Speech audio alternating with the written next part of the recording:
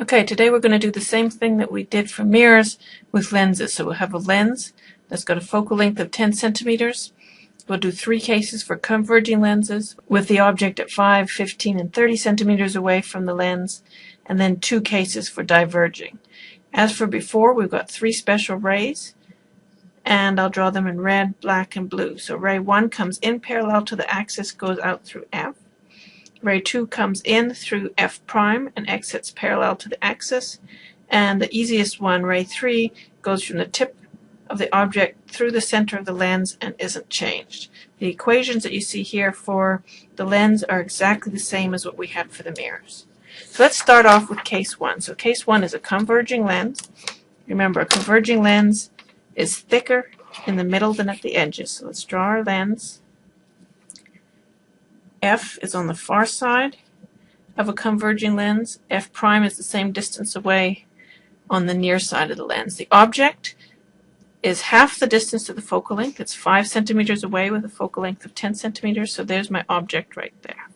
All right, so let's draw our 3 rays. Ray 1 comes in parallel. So it goes from the tip of the object, comes into the lens parallel. And what we usually do is when we hit the center line of the lens, that's when we flip it and make it rotate. So I'm going to make it bend now to go out through the focal point. So now I do a line like this. And there's my ray 1.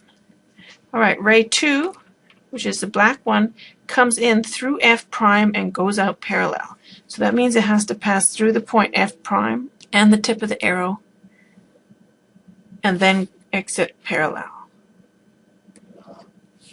So that's like that. And ray 3, which is the simplest one, and this is one that I'd recommend that you draw always for lenses if you're going to pick 2. Ray 3 comes from the tip of the object, goes through the center of the lens where it hits the principal axis, so right there, and is unchanged. So there's ray 3. So where is the image? Well, if my eye is over here looking at the 3 exiting rays, it sees them diverging. So again, like we did for mirrors, our eye assumes that the rays came from a single point. So we have to extrapolate those outgoing rays back and see where they meet. Oops. So they meet all around here. So here is my image. So if I'm looking at that image, I would say it's upright. Is it real or virtual? Well, the light really goes on the far side of the lens over here, on the right side. So this is a virtual image. The light rays don't really pass through it. We had to extrapolate them back. And it's larger. If I do the math for it, what I get is 1 over di is equal to 1 over f minus 1 over do. In this case, f is 10 centimeters. do is 5 centimeters. And so I get 1 over 10 minus 1 over 5. So that's 1 minus 2 over 10, or minus 1 over 10. So di is 10 centimeters. So di is minus 10 centimeters. And again, that minus sign tells us that it's virtual. The magnification is minus di over do. So that's minus negative 10 over 5, or plus 2. And if you go back and you compare this to the situation, the first case we had for the mirror problems, this is exactly the same numbers that we had. di was minus 10 centimeters and the magnification was 2. So with the same focal length and the same object distance, we get the same result for a concave mirror as we did for a converging lens. All right, let's do case number 2.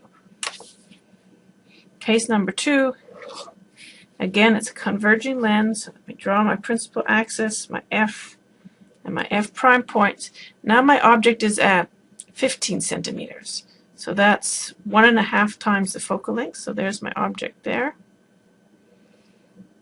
And drawing my 3 rays. So ray 1 comes in parallel to the axis. When it hits the center line, it bends and goes out through F. All right, ray 1. Ray 2 comes in from the tip of the arrow through F prime until it hits the center line of the lens, up to about there, and then it bends and goes out parallel to the axis. So I can see already I've got the two rays meeting over there. Let's do ray 3. Ray 3 is an easy one. Goes from the tip of the arrow through the center of the lens where it hits the axis, and it comes over here. And you can see I didn't draw this very well, very accurately.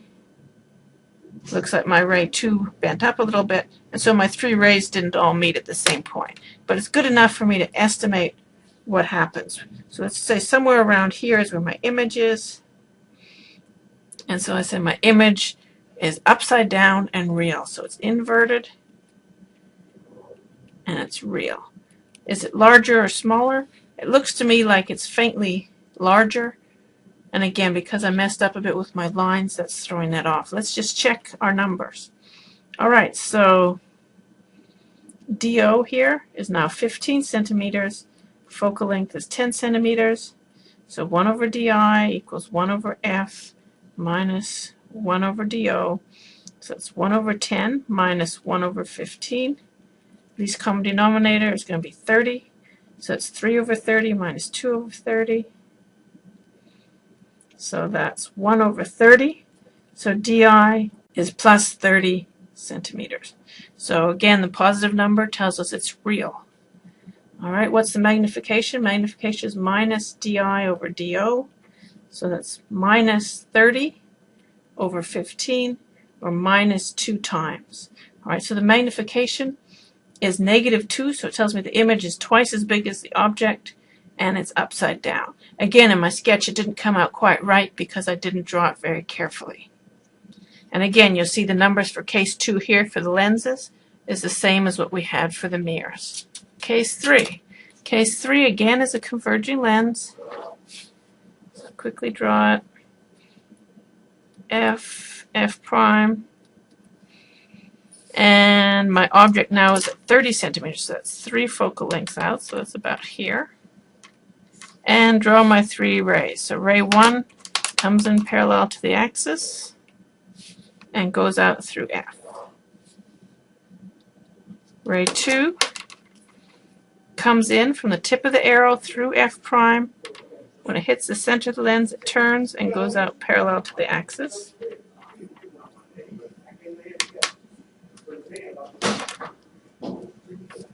Ray 3 comes from the tip of the arrow, goes through the center of the lens where it hits the principal axis and is unchanged. And there, I drew that one a little bit better. So where those 3 meet, somewhere around here, that's my image. And looking at it, I would say it's definitely upside down, it's real, and it's smaller. Do the math. Here I've got DO is 30 centimeters, F is 10 centimeters, and so 1 over DI is 1 over F minus 1 over DO. So that's 1 over 10 minus 1 over 30. So that's 3 over 30 minus 1 over 30. So that's 2 over 30, or 1 over 15. So DI is 15 centimeters. And the magnification is minus DI over DO. So that's minus 15 over 30, or minus a half. And again, the numbers for this case are the same as for the third case for mirrors. The magnification is minus a half, which tells me that it's upside down, and that's half the size of the object. All right, the last 2 cases are for diverging lenses. And for diverging lenses, we have to change our rules a little bit. So let's draw this. So diverging lens is thinner in the middle than at the outside. Now for a diverging lens, F is on the left side and F prime is on the right side. It's a virtual focal length, negative. Now I've got my object for the first case is at 5 centimeters, so halfway to the focal length, and draw the 3 rays. So ray 1 comes in parallel to the axis. Right, draw it till it gets to the center line of the mirror there. And now it's got to go out through F. Remember, F is now on this side, so it's got to go out from this point here where it intersects the center of the mirror through F. And remember, it's not reflected, it's just bent. So it goes out on the far side of the lens like that, so that if we were to continue it on the near side, it would extrapolate down through F. Ray 2, now the rule for ray 2 is that it comes through the tip of the arrow and through F prime. So now I go from tip of the arrow to F prime, which is on the right side, and I go like that till I hit the center line, and then once I hit the center line, then I bend and I go out parallel. So there's ray 2. And ray 3, always the easiest one to draw, always the first one you should go to, just goes from the tip of the arrow through the center of the lens where it hits the principal axis. You see I'm a little bit off there. And there's my 3 rays. So again, put my eye over here. My eye is looking for where those 3 rays meet, and it says that they meet on the far side. So we need to again extrapolate them all back and see where do they actually meet. So extrapolate ray 2 back, ray 1 back, and ray 3 is already there, and we can see that they all meet right here. So there's my image. So my image is virtual because it's on the same side that the light came from. Those light rays didn't actually pass through the tip of the image. We had to extrapolate them back. It's upside right, and it's smaller than the object. And this is what you always get for diverging lenses. Do the math again. So now my object distance is 5 centimeters. My focal length is 10 centimeters, but because it's a diverging lens, I've got to put in that minus sign. So F is minus 10 centimeters. So 1 over di is 1 over minus 10 minus 1 over 5. So that's minus 1 minus 2 over 10. So it's negative 3 over 10. So di is minus 10 over 3, or minus 3.33 centimeters. So if you look at this picture, you can see that the object was 5 centimeters away, and indeed the image is less than that distance away. Magnification is minus di over do. So it's minus negative 3.33 over do, which was 5, and I get plus 0.667 times. So it's about 2/3 the height, and it's positive, which means it's upside right. And again, compare this to what we had for the convex mirror with the similar numbers, and you'll see the numbers are exactly the same. All right, last case. So again, I've got a diverging lens. So draw that again. I've got F prime, I've got F. And you can see I'm not taking a lot of time to draw the lens exactly perfect. As long as I can do my sketch approximately right, it'll tell me whether the image is real or virtual, upright or inverted. Okay, so now my object is 15 centimeters away. So that's just 1.5 times the focal length. You can see here when I drew this, I made 2 F primes. It should be F prime on the far side, F on the near side. All right, ray 1. Ray 1 comes in from the tip of the arrow parallel to the axis, and then after it goes through, it bends and goes out so that if it were extrapolated, it would go through F. So there's ray 1. Ray 2 comes in through the tip of the arrow and through F prime, which is now on the right side. So I draw my line like that. As soon as it hits the center line of the lens, I've got to rotate and go out parallel to the axis. And ray 3, that's the easy one, goes from the tip of the arrow through the center of the lens where it hits the axis. And there's ray 3. So now I just extrapolate these guys back, because again they're diverging on the right side. My eye wants to know where do they all meet. So if I extrapolate them back, I've already got the red and the blue one. I can see that my image is here. So my image should be somewhere between 0 and 10 centimeters away. Again, it's virtual, upright, and smaller, which is what we'd expect for a diverging lens. You should have noticed by now a trend with mirrors and lenses that whenever the image is virtual, it's upside right, and whenever it's real, it's upside down.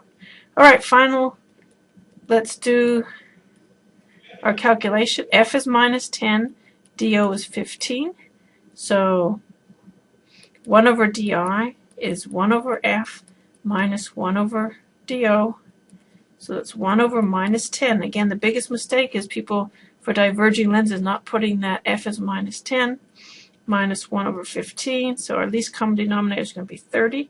So I've got minus 3 minus 2 over 30. So that's minus 5 over 30, or minus 1 over 6. So DI is minus 6 centimeters, and the magnification is minus DI over DO. So that's minus negative 6 over 15, which is plus 0.4.